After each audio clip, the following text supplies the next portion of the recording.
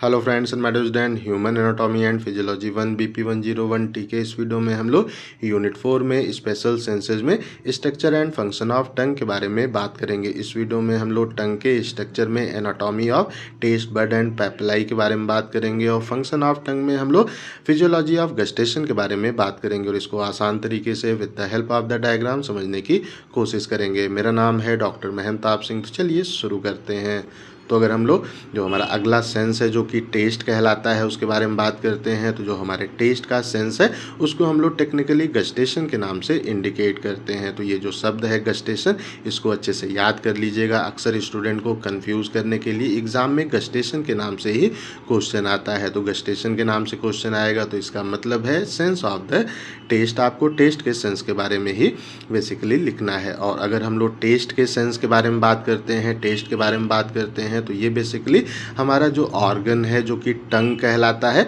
उससे हमें जनरेट होते हुए देखने को मिलता है। तो जब भी हमारा फूड हमारे जीभ के टंग के कांटेक्ट में आता है तभी हमें टेस्ट का जो सेंस है वो जनरेट होते हुए देखने को मिलता है। अब अगर हम लोग देखें तो लास्ट वीडियो में हम लोगों ने ऑल्फैक्शन के बारे में बात किया था, सेंस ऑफ स्मेल जिसको हम लोग कहते हैं।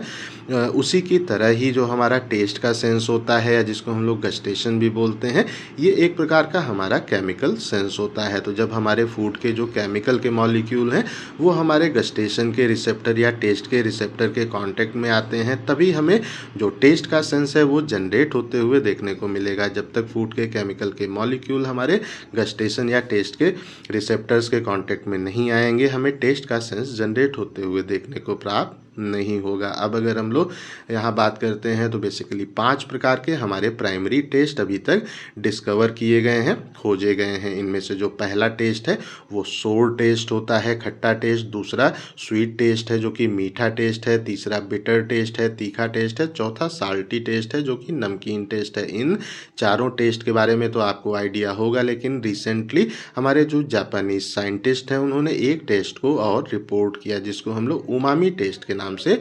इंडिकेट करते हैं। तो इसको ये नाम अच्छे से याद कर लीजिएगा। ये भी शॉर्ट में एग्जाम में पूछा जा सकता है कि उमामी टेस्ट क्या होता है। तो आप यहाँ पे लिख सकते हैं कि ये एक प्रकार का मीठी और जो सॉवरी टेस्ट है वो है जो कि रिसेंटली जापानी साइंटिस्ट के द्वारा खोजा गया है। अब अगर हम लोग बात करते हैं कि ये जो उमामी टेस्ट है वो बेसिकली किस केमिकल कंपाउंड के द्वारा हमें जनरेट होते हुए देखने को मिलता है, तो एक हमारा केमिकल कंपाउंड है मोनोसोडियम ग्लूटामेट जिसको हम लोग MSG के नाम से भी इंडिकेट करते हैं। वो जब हमारे जो टेस्ट के रिसेप्टर्स हैं उनको स्टिमुलेट करता है तब हम ये मानते हैं कि उमामी टेस्ट हमें अराइज होते हुए स्टार्ट होते हुए देखने को प्राप्त होता है। और अगर हम लोग मोनोसोडियम ग्लूटामेट MSG को देखें तो ये हमारे काफ़ी सारे फूड में तो नेचुरली भी हमें प्रेजेंट देखने को मिलता है, लेकिन जो फूड है उसके फ्लेवर को इन्हेंस करने के लिए, खाने के स्वाद को बढ़ाने के लिए इसको बाहर से भी ऐड किया जाता है। तो ये जो हमारा मोनोसोडियम ग्लूटामेट है इसको अधिकतर हम लोग अजीनोमोटो के नाम से भी इंडिकेट करते हैं। और ये हमारा एक ऐसा केमिकल कंपाउंड है जिसको अधिकतर रेस्टोरेंट वाले या फास्ट फूड वाले अपने खाने के फ्लेवर को, अपने खाने के स्वाद को बढ़ाने के लिए बाहर से फूड में ऐड करते हैं। अब अगर हम लोग बात करते हैं कि जो हमारे और जो टेस्ट हैं, लाइक जो टेस्ट हैं फ्लेवर हैं, लाइक चॉकलेट का फ्लेवर हो गया, पिपर का फ्लेवर या कॉफ़ी, और भी जो चीज़ें हैं उनका जो फ्लेवर है वो बेसिकली इन्हीं 5 जो फ्लेवर्स हैं हमारे प्राइमरी फ्लेवर्स हैं उन्हीं के डिफरेंट डिफरेंट कम्बिनेशन के कारण हमें फील होते हैं। तो जब ये जो 5 प्राइमरी टेस्ट हैं वो अलग अलग रेशियो में कंबाइंड होते हैं तो हमें एक पर्टिकुलर सब्सटेंस का फ्लेवर या टेस्ट महसूस होता है। अब अगर हम लोग यहाँ पे जो हमारा टंग है उसकी एनाटॉमी के बारे में बात करते हैं, स्ट्रक्चर के बारे में बात करते हैं, तो बेसिकली जो हमारा टंग है उसकी जो मेन फंक्शनल यूनिट है वो टेस्ट बड्स होते हैं। तो इस वीडियो में हम लोग टेस्ट बड्स की ही एनाटॉमी के बारे में बात करेंगे और पेपिलाई के बारे में बात करेंगे। तो अगर हम लोग टेस्ट बड की जो एनाटॉमी है उसको देखें तो जो हमारे टेस्ट बड्स हैं वो क्या होते हैं, ये हमारे ऐसे जो स्ट्रक्चर हैं वो होते हैं जिनके अंदर हमें जो टेस्ट के सेंसेशन के रिसेप्टर्स हैं वो लोकेटेड देखने को मिलते हैं। टेस्ट बड्स के अंदर ही टेस्ट के सेंसेशन के जो हमारे रिसेप्टर्स हैं, गस्टेशन के रिसेप्टर्स हैं, वो लोकेटेड होते हैं। अब अगर हम लोग बात करें कि बेसिकली टेस्ट बड हमारे टंग पे कितने होते हैं। तो अगर हम लोग यंग एडल्ट को देखें तो उसके अंदर हमें लगभग 10,000 के आसपास टेस्ट बड्स देखने को मिलते हैं और इसमें अधिकतर जो है वो हमारे टंग पे हमें देखने को प्राप्त होते हैं। इनमें से कुछ हमारा जो है सॉफ्ट पैलेट है, या हम कह सकते हैं कि माउथ का जो रूट है उसका पोस्टीरियर पीछे का जो पार्ट है वहाँ पे भी हमें लोकेटेड कुछ टेस्ट बड्स देखने को मिलते हैं। कुछ टेस्ट बड्स हमारे जो फेरिंग्स का एरिया है, थ्रोट का एरिया है, वहाँ पे भी होते हैं। और कुछ टेस्ट जो बड्स हैं वो हमारा एपिग्लॉटिस, जो कि हमारा वॉइस बॉक्स की जो कार्टिलेज की लिड होती है, ऊपर का कार्टिलेज का ढक्कन टाइप का स्ट्रक्चर होता है, वहाँ पे भी हमें लोकेटेड देखने को प्राप्त होते हैं। और अगर हम लोग टेस्ट बड्स के नंबर को देखें तो जैसे जैसे एज बढ़ती जाती है, एज के बढ़ने से वो हमें डिक्लाइन होते हुए, कम होते हुए देखने को प्राप्त होते हैं। इसीलिए जो हमारे ओल्ड पर्सन्स होते हैं उनको कुछ चीज़ों का स्वाद प्रॉपरली नहीं आता है, क्योंकि उनके जो टेस्ट बड्स हैं वो हमें डिक्लाइन होते हुए, कम होते हुए देखने को प्राप्त होते हैं। अब अगर हम लोग टेस्ट बड की एनाटॉमी के बारे में बात करते हैं तो हमारा हर एक जो टेस्ट बड है वो एक प्रकार का ओवल बॉडी टाइप का स्ट्रक्चर होता है, गोल बॉडी टाइप का स्ट्रक्चर होता है। और इसके अंदर हमें 3 प्रकार की एपिथेलियल सेल्स देखने को प्राप्त होती हैं। इसमें जो पहली सेल है वो सपोर्टिंग सेल कहलाती है, दूसरी हमारी गस्टेटरी रिसेप्टर सेल कहलाती है, और तीसरी हमारी बेसल सेल यहाँ पे सिंपली कहलाती है। तो आइए इसको डायग्राम में देख लेते हैं। तो अगर हम लोग ये डायग्राम को देखें तो ये बेसिकली हमारा जो टेस्ट बड है, एक सिंगल टेस्ट बड है, उसका हमारा डायग्राम है। और अगर हम लोग यहाँ पे देखें तो ये इसके अंदर ये जो हमारी सेल्स हैं जो कि स्टार्टिंग से और लास्ट में एंड हो रही हैं, ये जो सेल्स हैं इनको हम लोग जो हमारा गैस्ट्रेटरी रिसेप्टर सेल्स हैं उसके नाम से इंडिकेट कर रहे हैं। और उसके अगल बगल उसको सपोर्ट करते हुए ये जो हमारी सेल्स हैं ये बेसिकली सपोर्टिंग जो सेल है वो यहाँ पे है। और इसका जो हमारा पेरीफेरी है, नीचे का पोर्शन है, बाहर का पोर्शन है, वहाँ पे हमें जो ये सेल्स देखने को मिल रही हैं ये बेसिकली बेसल सेल्स यहाँ पे होती हैं। अब अगर हम लोग बात करते हैं तो बेसिकली जो हमारी सपोर्टिंग सेल है वो बेसिकली हर एक टेस्ट बड्स के अंदर अप्रॉक्सीमेटली 50 हमारे गस्टेटरी जो रिसेप्टर सेल्स हैं उनको सराउंड करते हुए हमें सपोर्टिंग सेल्स देखने को मिलती हैं। हर एक टेस्ट बड में हमें अप्रॉक्सीमेटली 50 के आसपास गस्टेटरी रिसेप्टर सेल्स देखने को मिलते हैं और उसको सपोर्ट करते हुए हमें सपोर्टिंग सेल देखने को मिलती है। और ये हमारे इन जो गैस्ट्रेटरी रिसेप्टर सेल्स हैं उनको न्यूट्रिशन भी प्रोवाइड करने का काम करती है। उसके बाद में अगर हम लोग ये जो हमारा दूसरा सेल है जो कि गैस्ट्रेटरी रिसेप्टर सेल कहलाती है उसके बारे में बात करते हैं तो बेसिकली जो हमारा गैस्ट्रेटरी रिसेप्टर सेल्स होती हैं उसमें हमारे एक सिंगल जो हमारा सिंगल लॉन्ग जो माइक्रोविलस टाइप का, रेसे टाइप का स्ट्रक्चर है वो हमें उससे बाहर प्रोजेक्टेड होते हुए देखने को मिलता है। और फिर जब ये इससे बाहर प्रोजेक्टेड होता है तो ये हमारा जो टंग है उसकी एक्सटर्नल जो सरफेस है वहाँ पे हमें जाते हुए देखने को मिलता है टेस्ट पोर के थ्रू। अब अगर हम लोग यहाँ पे अगेन स्ट्रक्चर में आते हैं तो यहाँ पे जो हमारे गैस्ट्रेटरी रिसेप्टर सेल्स हैं उससे हमें एक सिंगल जो हमारा माइक्रोविली टाइप का स्ट्रक्चर है वो बाहर की ओर प्रोजेक्टेड देखने को मिलता है जो कि टेस्ट पोर से बाहर की ओर आता है। और ये जो हमारे यहाँ पे रेसे टाइप के स्ट्रक्चर हैं इनको हम लोग गैस्ट्रेटरी माइक्रोविली के नाम से इंडिकेट करते हैं या हेयर के नाम से बेसिकली हम लोग इंडिकेट करते हैं। और हमारे फूड का जो हमारा फूड है वो इसी के कांटेक्ट में आता है और यहीं से हमें इम्पल्स जनरेट होते हुए देखने को मिलती है। अब अगर हम लोग जो बेसल सेल्स हैं उनके बारे में बात करते हैं तो ये बेसिकली हमारा जो टेस्ट बड्स हैं उनकी जो पेरीफेरी है वहाँ पे हमें देखने को मिलते हैं। उसकी बाहर की जो परिधि है वहाँ पे ये होते हैं और ये बेसिकली जो हमारे यहाँ पे कनेक्टिव टिश्यूज़ की लेयर है वहाँ पे हमें देखने को उसके पास में देखने को मिलते हैं। तो इस तरीके से ये जो हमारी 3 एपिथेलियल सेल्स हैं उससे हमें अपना टेस्ट बड्स बना हुआ देखने को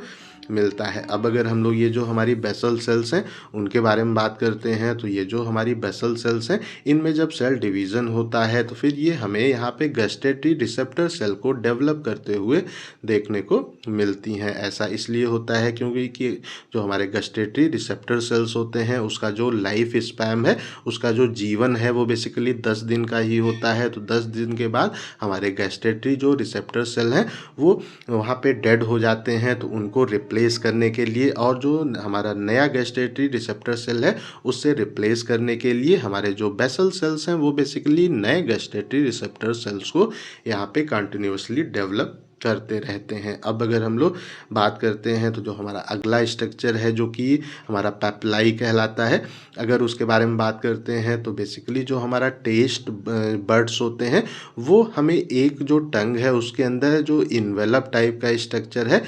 या कह सकते हैं कि जो उसका हमारा उभरा हुआ एक हमारा एलिवेशन टाइप का स्ट्रक्चर है, उसके अंदर हमें जो टेस्ट बर्ड्स हैं वो देखने को मिलते हैं। और ये जो हमारा एलिवेटेड या हमारा उभरा हुआ टंग के ऊपर स्ट्रक्चर है उसी को हम लोग पेप्लाई के नाम से इंडिकेट करते हैं। और ये जब इसका जो हमारा स्ट्रक्चर है वो हल्का सा उभरा हुआ होता है तो ये क्या करता है कि टंग को हमें एक जो उसका जो रफ सरफेस है वो प्रोवाइड करते हुए देखने को मिलता है। तो जब भी हम लोग जीभ के अगर स्ट्रक्चर को देखें तो वो हल्का सा खुरदुरा होता है और उसका जो ये खुरदुरापन है, जो रफ सरफेस है, वो बेसिकली हमें पेपिलाई के कारण ही देखने को प्राप्त होता है। और अगर हम लोग ये जो पेपिलाई है उसके बारे में बात करते हैं तो बेसिकली हमारे जो टंग है उसके ऊपर 3 प्रकार के पेपिलाई होते हैं जिनके अंदर हमें टेस्ट बर्ड्स देखने को प्राप्त होते हैं। अब अगर हम लोग ये जो 3 पेपिलाई हैं जो कि हमारे टंग के ऊपर होते हैं जिनके अंदर टेस्ट बर्ड्स होते हैं, अगर उनको देखें तो इसमें जो सबसे पहला है वो है वैलेट पेपिलाई। और अगर हम लोग वैलेट पेपिलाई के बारे में बात करते हैं तो ये बेसिकली हमारा जो टंग का बैक का पोर्शन होता है, पीछे का जो हमारा पोर्शन है वहाँ पे एक हमारा इन्वर्टेड वी टाइप का स्ट्रक्चर है, उसके अंदर हमें यहाँ पे 12 जो हमारे होते हैं वैलेट पेपिलाई, जो 12 और कह सकते हैं वेरी लार्ज जो वैलेट पेपिलाई हैं वो हमें यहाँ पे जो वो देखने को मिलते हैं। अब अगर हम लोग यहाँ सिंपली डायग्राम में देखें तो जो हमारा टंग है उसका जो पीछे का पोर्शन है यहाँ पे एक हमें जो इन्वर्टेड वी टाइप का स्ट्रक्चर है वो देखने को मिलता है, जिसके अंदर हमें 12 जो होते हैं हमारे वेरी लार्ज जो वैलेट पेपिलाई हैं वो देखने को मिलते हैं। और ये जो हमारे पेपिलाई हैं उनके अंदर हर एक पेपिलाई के अंदर हमें लगभग 100 से 300 टेस्ट बर्ड्स देखने को प्राप्त होते हैं। अब अगर हम लोग जो दूसरा पेपिलाई है उसके बारे में बात करते हैं तो ये बेसिकली फंगीफॉर्म पेपिलाई कहलाता है। और अगर हम लोग जो हमारा फंगीफॉर्म पेपिलाई है उसको देखें तो ये एक प्रकार का हमारा जो मशरूम शेप का एक हमारा एलिवेशन होता है वो यहाँ पे होता है। और ये हमारी जो टंग की इंटायर पूरी की पूरी सरफेस है वहाँ पे हमें फैला हुआ देखने को मिलता है। हमारे टंग की जो पूरी की पूरी सरफेस है वहाँ पे हमें छोटे छोटे जो हमारे होते हैं मशरूम के जो शेप के जो एलिवेशंस होते हैं, जो उभार होते हैं वो देखने को मिलते हैं, जिसको हम लोग जो हमारा फंगीफॉर्म पेपिलाई है उसके नाम से इंडिकेट करते हैं। तो आइए डायग्राम में अगर देखें तो हमारा जो यहाँ पे इंटायर टंग है उसके ऊपर हमें जो हमारे यहाँ पे होते हैं एलिवेशन या जो हमारा उभरा हुआ स्ट्रक्चर है वो देखने को मिलता है, जिसको हम लोग जो फंगीफॉर्म पेपिलाई है उसके नाम से इंडिकेट करते हैं। और यहाँ पे हर एक जो हमारा होता है फंगीफॉर्म पेपिलाई होता है उसके अंदर हमें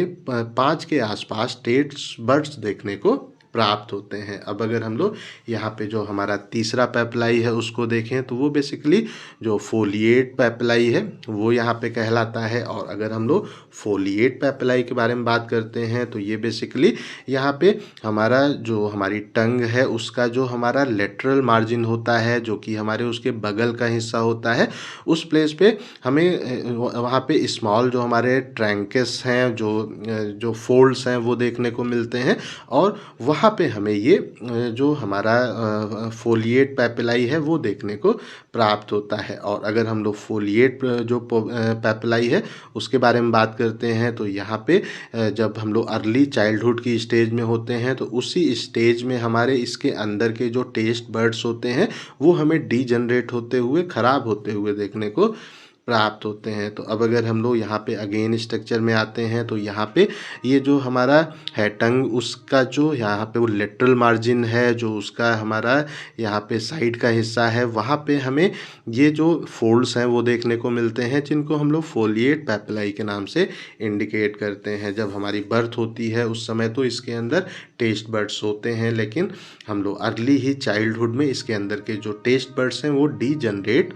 हो जाते हैं। ऐसा इसलिए होता है कि जब हमारे दांत वगैरह आ जाते हैं तो वहाँ के जो टेस्ट बड्स हैं वो हमारे दांत उसको जो है डिस्ट्रॉय कर देते हैं, डीजनरेट कर देते हैं। अब अगर हम लोग बात करते हैं तो जो हमारा टंग है वहाँ पे हमें एक और जो हमारा पैपिलाई है वो देखने को मिलता है, जिसको हम लोग फिलीफॉर्म पैपिलाई बोलते हैं। और ये हमारा जो टंग है उसकी इंटायर सरफेस पे, पूरी की पूरी सरफेस पे हमें जो है देखने को मिलता है, लेकिन इसके अंदर कोई भी टेस्ट बर्ड नहीं होता है, केवल टैक्टाइल रिसेप्टर्स इसके अंदर होते हैं। टच की सेंसेशन के जो रिसेप्टर्स हैं वो केवल हमें इन पैपिलाई के अंदर देखने को मिलते हैं। टेस्ट जो बर्ड्स हैं वो हमें इसके अंदर देखने को प्राप्त नहीं होता है। अब अगर हम लोग बात करते हैं about the function of tongue, तो हम लोग यहाँ पे फिजियोलॉजी ऑफ गस्टेशन के बारे में अब बात करेंगे। तो अगर हम लोग गस्टेशन की फिजियोलॉजी के बारे में बात करते हैं कि जो हमारा टेस्ट का सेंस है या इम्पल्स है वो किस तरीके से जनरेट होता है, उस प्रोसेस को हम लोग फिजियोलॉजी ऑफ गस्टेशन के नाम से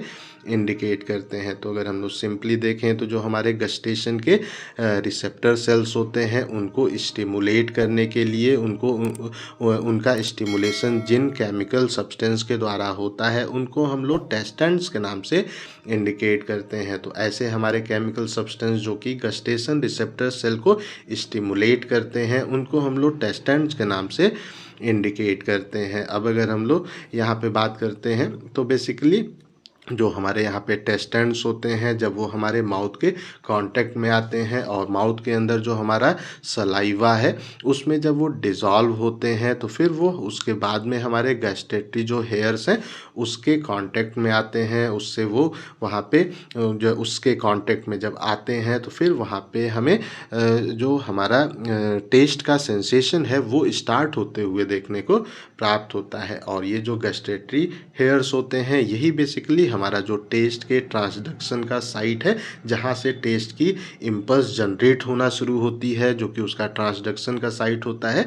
वो यहाँ पे होते हैं। तो अब अगर हम लोग यहाँ बात करते हैं तो जब हमारे ये जो टेस्टेंट के मॉलिक्यूल्स हैं जब ये हमारा जो गस्टेटरी हेयर्स हैं उनके कांटेक्ट में आते हैं तो उसके बाद में हमें वहाँ पे एक रिसेप्टर पोटेंशियल जनरेट होते हुए देखने को मिलता है। एक जो रिसेप्टर पोटेंशियल है वो वहाँ वो उस प्लेस पे फॉर्म होता है और ये जो हमारा रिसेप्टर पोटेंशियल है ये फिर हमारा इस प्लेस पे जो हमारे यहाँ पे गैस्ट्रेटरी जो हमारे रिसेप्टर सेल्स होते हैं वहाँ पे जो साइनेप्टिक वेसिकल उसका होता है उसमें वो एक्सोसाइटोसिस की प्रोसेस को स्टिमुलेट करते हैं। तो अगर हम लोग सिंपली देखें तो ये जो हमारे साइनेप्टिक वेसिकल्स होते हैं इन्हीं के अंदर हमारा जो न्यूरोट्रांसमीटर्स हैं वो फील्ड होते हैं। और एक्सोसाइटोसिस की प्रोसेस क्या होती है कि अगर हम कोई जो हमारी सेल है वो कोई सब्सटेंस को अपने अंदर से बाहर निकालती है तो वो एक्सोसाइटोसिस की प्रोसेस होती है। तो जब हमारे यहाँ पे जो गैस्ट्रेटरी रिसेप्टर सेल्स हैं वो अपने अंदर के जो साइनेप्टिक वेसिकल्स हैं उनमें से जो उसके अंदर का जो एक्सोसाइटोसिस की प्रोसेस है जब ये रिसेप्टर पोटेंशियल उसको स्टिमुलेट करते हैं तो उससे फिर हमें ये जो साइनेप्टिक वेसिकल्स हैं उनमें से न्यूरोट्रांसमीटर के मॉलिक्यूल लिबरेट होते हुए सेल से बाहर निकलते हुए देखने को मिलते हैं। और ये जब उसमें से बाहर निकलते हैं तो फिर वो हमें वहाँ पे जो हमारे फर्स्ट ऑर्डर्स जो सेंसरी न्यूरॉन्स होते हैं वहाँ पे हमें इम्पल्स जो नर्व इम्पल्स है उसको ट्रिगर करते हुए उसको स्टार्ट करते हुए देखने को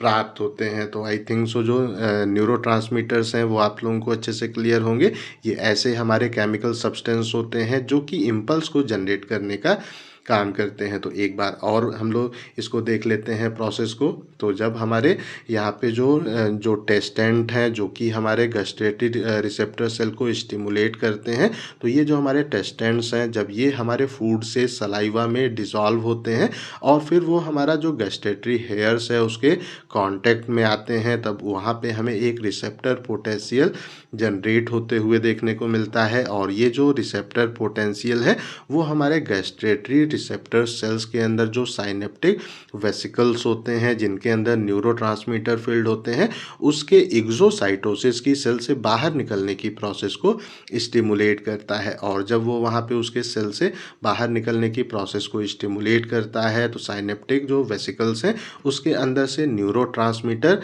के मॉलिक्यूल बाहर रिलीज होते हैं। और जब ये बाहर रिलीज होते हैं तो फिर वहाँ पे जो हमारा फर्स्ट ऑर्डर सेंसरी न्यूरॉन है वहाँ पे हमें नर्व इम्पल्स ट्रिगर होते हुए जनरेट होते हुए देखने को प्राप्त होती है। अब अगर हम लोग यहाँ पे बात करते हैं तो ये जो हमारे रिसेप्टर पोटेंशियल हैं वो अलग अलग जो टेस्टेंट्स हैं उनके लिए यहाँ पे हमें जो हमारा अलग अलग रिसेप्टर पोटेंशियल है वो जनरेट होते हुए देखने को मिलते हैं। लाइक अगर कोई साल्टी फूड खाते हैं, मीन्स हमारा ऐसा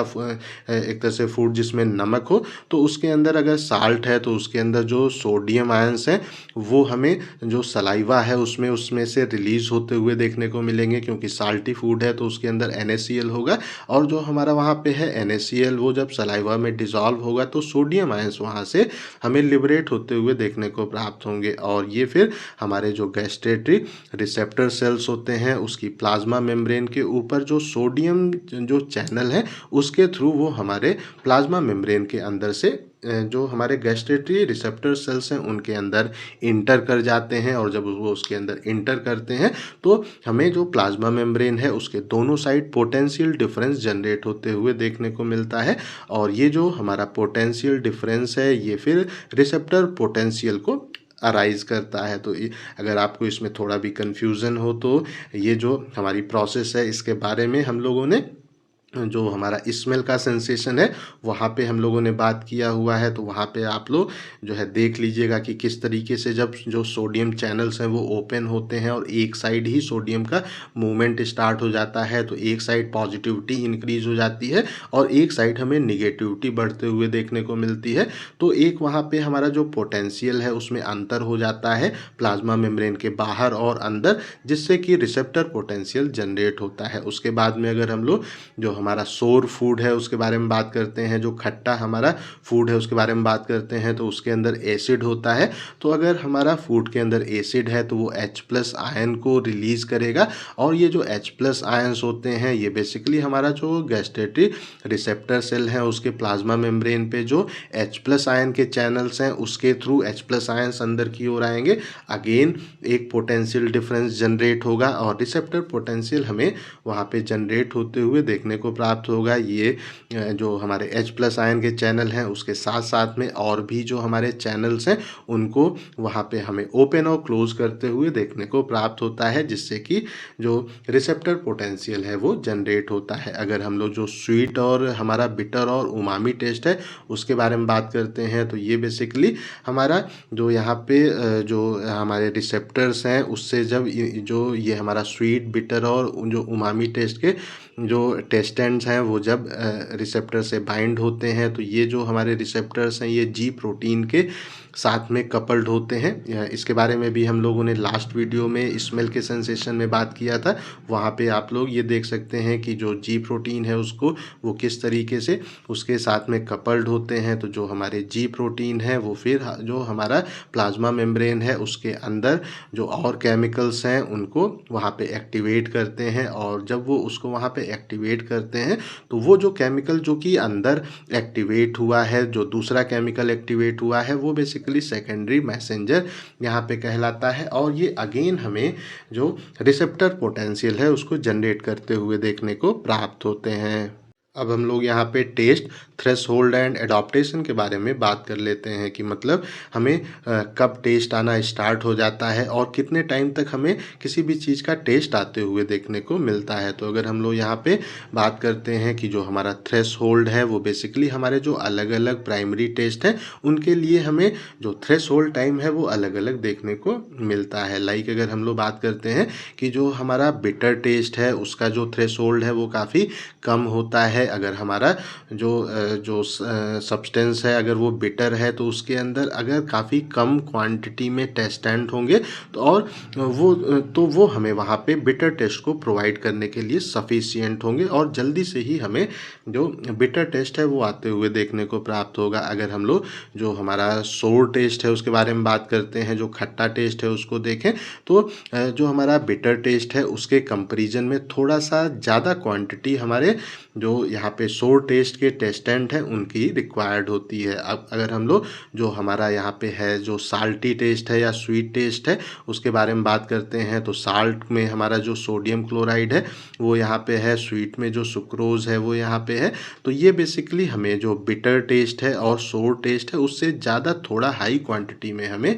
जो टेस्टेंट है उसकी रिक्वायरमेंट होती है। तो ये जो थ्रेशोल्ड है अगर उसको देखें तो कितनी कम क्वांटिटी में टेस्टेंट आए कि हमें जो टेस्ट है वो प्रॉपरली आते हुए देखने को मिले, प्रॉपर हमें टेस्ट का एहसास हो। तो जो हमारा बिटर टेस्ट है वो अगर काफ़ी कम क्वांटिटी में है, उसका टेस्टेंट बहुत कम है, तब भी हमें जो टेस्ट है वो आ जाता है। अगर हम लोग सोर खट्टे के बारे में बात करते हैं, लाइक एग्जांपल लें तो अगर हम लोग जो हमारा लेमन है उसको देखें तो उसका जो टेस्ट है वो हमें जो बिटर है उससे थोड़ा सा ज़्यादा क्वांटिटी में जब वो आएगा टेस्टेंट तभी हमें उसका टेस्ट प्रॉपरली क्लियर होगा। और अगर हम लोग साल्टी और स्वीट टेस्ट के बारे में बात करते हैं तो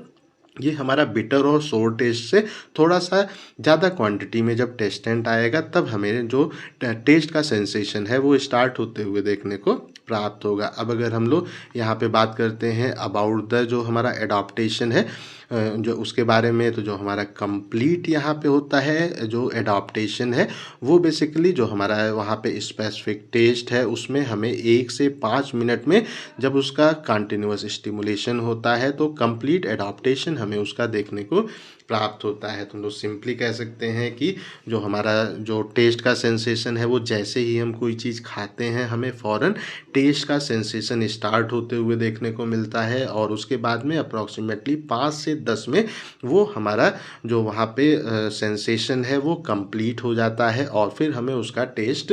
फिनिश होते हुए देखने को मिलता है। लाइक अगर आपने एक रसगुल्ले को खाया तो टेस्ट तो फ़ौरन आ गया और उसका टेस्ट मुंह में कब तक बना रहेगा, तो वो अप्रॉक्सीमेटली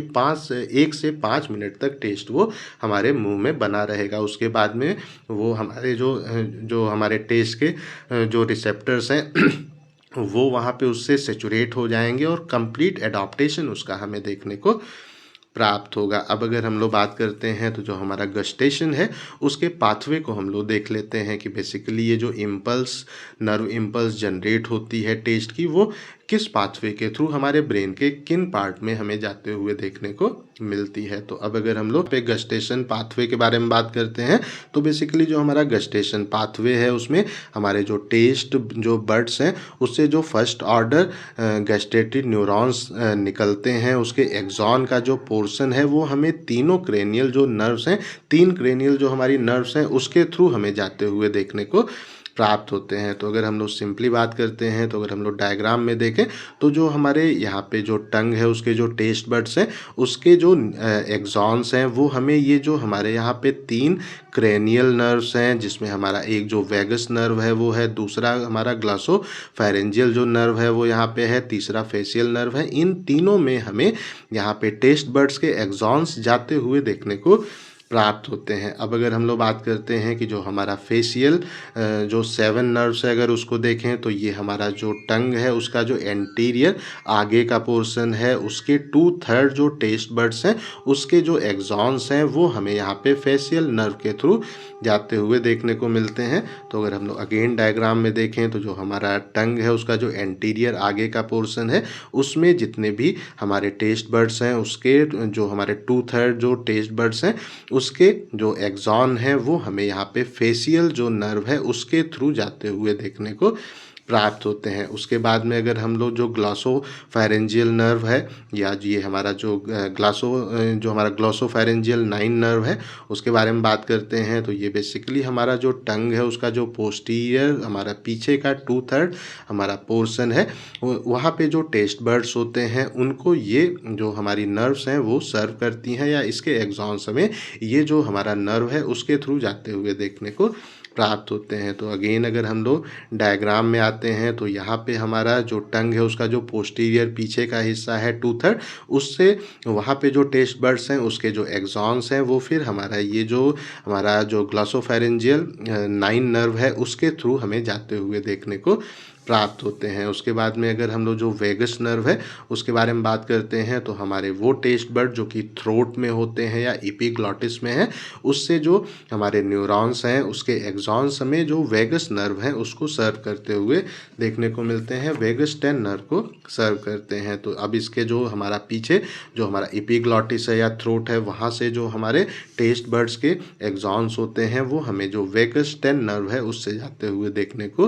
प्राप्त होते हैं। अब अगर हम लोग इस प्लेस पे बात करते हैं तो यहाँ पे जो हमारे जो टेस्ट जो बर्ड्स होते हैं उससे जो इम्पल्स प्रोपोगेट होती है, उससे जो इम्पल्स आगे की ओर मूव होती है वो फिर हमारे इन जो क्रेनियल नर्व्स हैं उससे फिर आगे जाके जो गस्टेटरी न्यूक्लियस है वहाँ तक हमें जाते हुए देखने को मिलती है। और ये जो गस्टेटरी न्यूक्लियस है ये बेसिकली हमारे मेडुला ऑब्लोंगाटा में हमें लोकेटेड देखने को प्राप्त होता है। तो अब अगर हम लोग देखें तो यहाँ से ये जो हमारी नर्व्स यहाँ जाती हैं वो फिर हमारा जो मेडुला ऑब्लोंगाटा है वहाँ पे गैस्ट्रेटरी न्यूरॉन्स पे हमें यहाँ पे साइनेप्स को फॉर्म करते हुए यहाँ तक हमें आते हुए देखने को